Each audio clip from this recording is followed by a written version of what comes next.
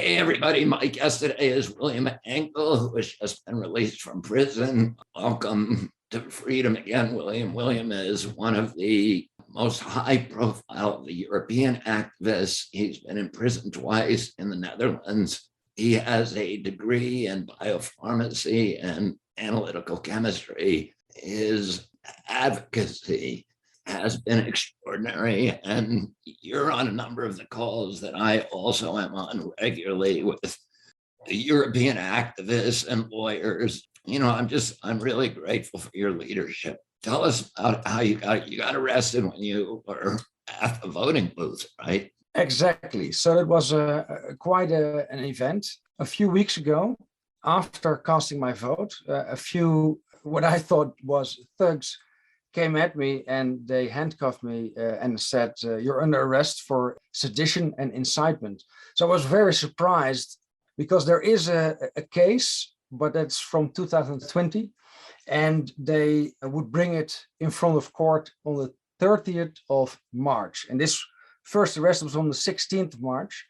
So I was surprised. I thought, well, the court case is still coming up, but this was a new case. And they brought me in. There was no real reason to. They could have called me. I could have gone to the police station. But I think they wanted to give a message to other activists and other public journalists that if you keep speaking out, then we will silence you. So I was imprisoned for 2 weeks. They released me on the special condition that I could not post anything on social media. Now, I got out. I didn't do anything on social media, but I gave a few interviews. And because of those interviews, on my next trip to a demonstration, I was arrested again, full of the highway, because I was visible on social media. This swayed the public opinion so much that even the mainstream media cried out about this suppression of the freedom of speech. A few days later, I was released and those restrictions were lifted. So that was a huge win in the public debate for free speech. In our country, we have the First Amendment, which guarantees free speech to American citizens. We don't really have it anymore in our country, but at least we have it on paper. What is the guarantee in the Netherlands? Does it come through the European community, or is there a constitution? Of course, there is a constitution in Holland as well, but there is also something as the European Treaty of Human Rights, and that actually supersedes the Dutch constitution. That's, to be technical, Article 93 and 94, which say that all these human rights that are in the European Union are above any Dutch law. And then specifically Article 10 is the article for the freedom of speech. And that was the article that was invoked in the case with the judges when I was released again. In our country, the freedom of speech and the First Amendment of the Constitution is pretty much absolute. There's no exceptions, but the courts have created exceptions. You can't shout fire in a crowded theater. You can't incite violence or riot. You can't advocate for pedophilia. So there's some narrow exceptions. Do they have the same thing in the Netherlands? Yes, that's basically in Article 10.2. So that is the restrictions. The first part is about the liberty. So I think it's for public health, for the order, for public safety. These grounds can be a ground to limit the freedom of speech. And that is, of course, the whole idea behind a charge of sedition, that you have called for violence or for people to systematically break the law. But they try to redefine what is incitement. So if I say, let's demonstrate, and then other people, and normally this is the agent provocateurs, that start some violence in the demonstration, then they turn it around and they say, well, you organized the demonstration and it got out of hand, so you incited violence. And that is very reminiscent of what Hitler did in his Nazi era, when they really changed or reinterpreted the law to do what they wanted. Did they tell you exactly what the statements that you made were that were actionable? Yes. So there was calling for demonstration. after a judge had ruled that it could not carry on because of these COVID restrictions. And we also fought that in court, and the judge blatantly lied. So I filed charges against judges quite regularly, and I understand that it doesn't influence the judges in a positive way. But for me, right is right. So if they break the law, they should be brought for justice as well. So what is the disposition of your case now? You now have two cases against you. That means you have two, are they criminal trials? Yes, they're criminal trials. And I think the maximum penalty would be 5 years, but it's a show trial. It reminds me of the book from Kafka, The Trial, or the Dreyfus trials in France. It's a completely constructed case. And when you read through it, you quite easily disseminate and take it apart. So the battle is not whether I have committed a crime, but whether the public prosecutor can fool the judge in that there is evidence of a crime. Whose choice was it to arrest you? Is it the prosecutor? Is it the police? Is it a government official who tells the prosecutor this guy's so officially it's the public prosecutor, which orders the police for an arrest and then have to ask within 3 days to a judge whether that arrest was lawful and whether the detainee can be detained for a longer period. So in my case, it was first 2 days. Then the judge ruled that I had to be held for 14 more days. Then I was released, and they said I broke the conditions. So after 4 days, I was arrested again, been in jail for 3 days. And then finally, the third judge ruled like this is completely unconstitutional. He has to be released immediately. However, there is still these 2 court cases, but now I have a few months to prepare and gather all the evidence and show that all these arguments they have cooked up are completely false.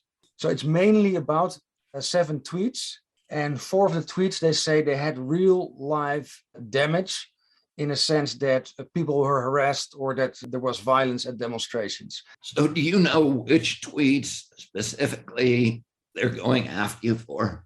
Yes, so I got the file once I was imprisoned. And I went through the file. Of course, my lawyers went through the file as well. And there was a lot of information missing. So the detectives should have picked it up. And we don't know whether they did that intentionally or unintentionally. But there was also some information that was not in the research, but it was in the charge. So what we found out is that the district attorney or the public prosecutor actually fabricated evidence, because this is a social media trial. It's only about what I post on social media.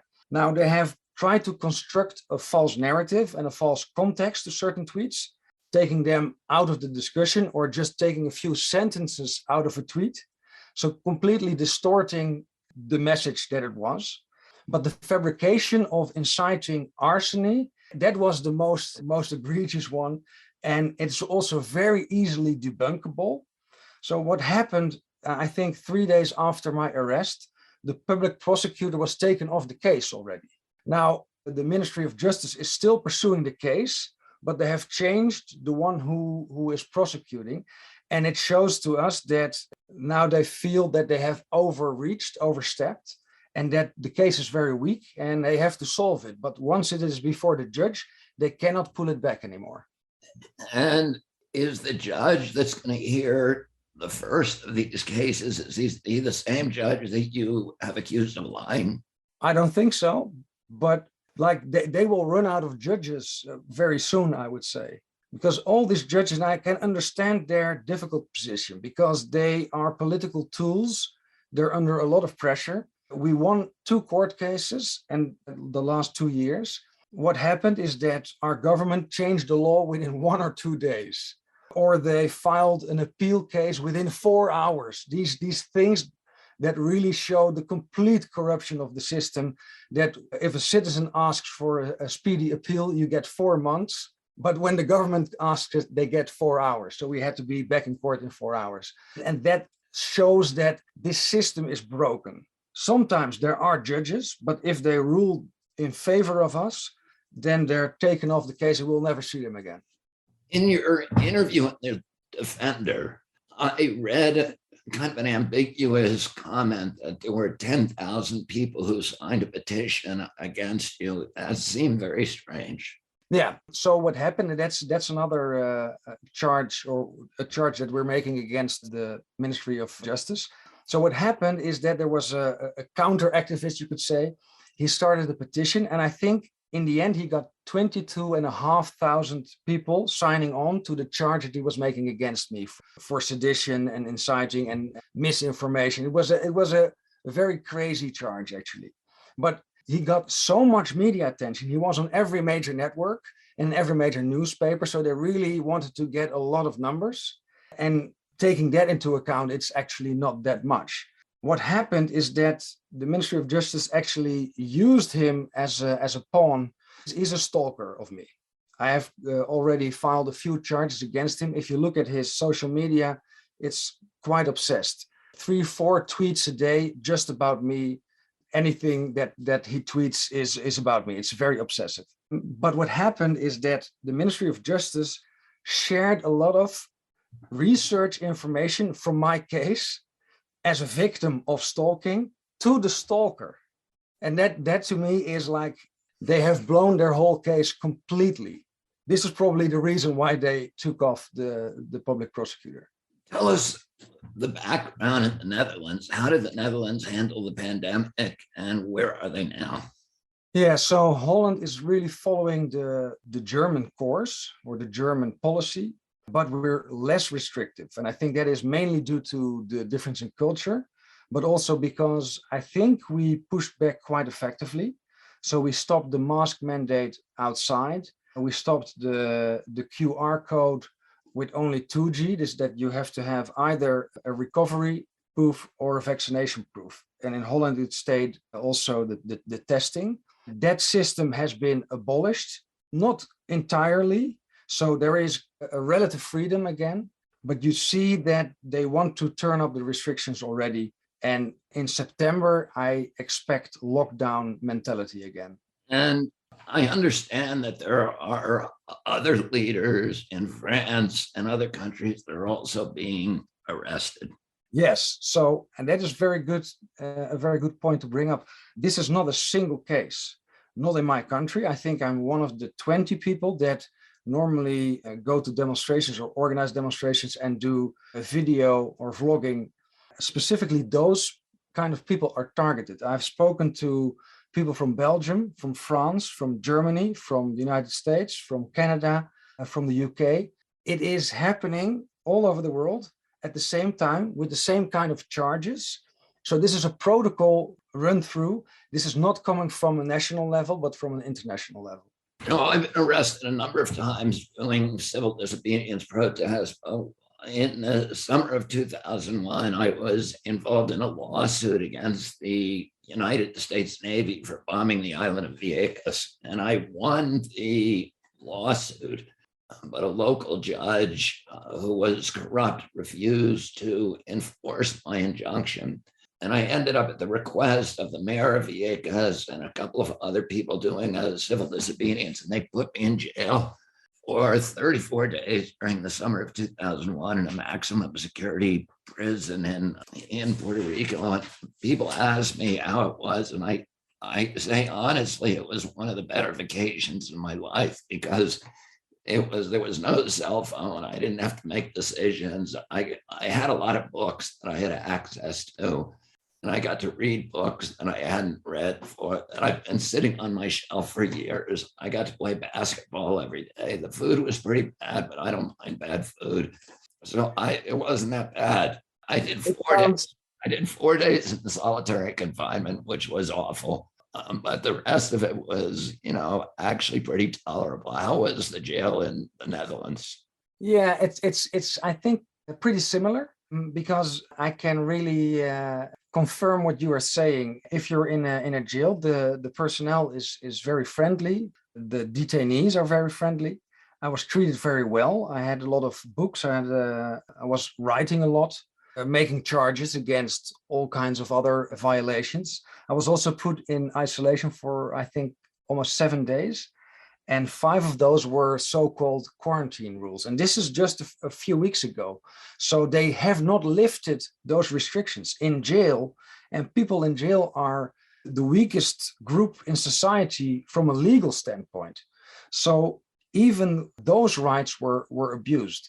On my door, because I asked for a test that could show that I'm infected, but I am asymptomatic. Well, those tests don't exist, we all know. So they couldn't supply the sufficient test, and they put on the form, he refused the test. I have not refused the test. And then they started to treat me as if I was a COVID patient, and they printed COVID-19 on my cell door. So I filed actually 3 new court cases while I was in jail. Did they try to vaccinate you in the jail? No, they did not try to vaccinate me. But they tried to force me to wear a face mask, although I have a medical exemption. And what was really strange and a bit frightening there is that they also restricted the communication with my lawyer. They said, well, if you don't wear a face mask, you cannot talk to your lawyer. And of course, that is also a huge violation of the rights of a detainee. So it was a very interesting period. I don't think the face masks work, even if they work normally, I don't think they work at all if you have facial hair. Probably not. Do you have any good news? Do you see the orthodoxy crumbling, the fortress kind of getting cracks in it? Do you see any in the press or in the institutions? Absolutely. And that's why I'm so skeptical about the war in Ukraine. It came at a moment when the COVID narrative crumbled. People started falling out of the belief, out of the hypnosis, out of the mass formation. And it needed a new direction. And it got a new direction with blaming everything on the war in Ukraine. So now energy prices are going up. There's a huge hyperinflation. Food prices and the food scarcity is there. And then in the autumn, we switch back to the narrative of COVID. That's my expectation. And what's going to happen to you? Well, because we got so much public support, I received 10,000 physical letters in prison. The mail division of the prison couldn't cope. They had 4 people working around the clock to go through the mail because it has to be searched, all the mail you receive in prison. And I think that actually surprised them. There was so much attention in the media and so much outcry, public outcry, is that they had to release me. And that shows also the way forward. If we think about defense, we have to think about each other, to form huge groups that can support each other when something goes wrong. Is there anything else we should talk about? We made really a huge win with that principled decision of the judge throwing the restrictions out just on the principle of freedom of speech. William, how can people support and follow you? Well, we have a media website. It's called viruswaarheid.nl. It means virus truth. And there we have our news articles. We have the links to all the legal cases, to all the freedom of information requests, to all the guerrilla marketing poster actions, the demonstrations, etc. And of course, there's also a button where you can donate for the causes, because we believe in 4 pillars. The 4 pillars being filing court cases, informing the public, organizing demonstrations, and the last one, and that's not talked about enough, is trying to get people to autonomy. Once they start caring for themselves, that's where we can start a resistance. Willem Engel, thank you so much for your leadership, for your courage, and for joining us on the podcast. Thanks for having me, and let's see how far this goes around the world.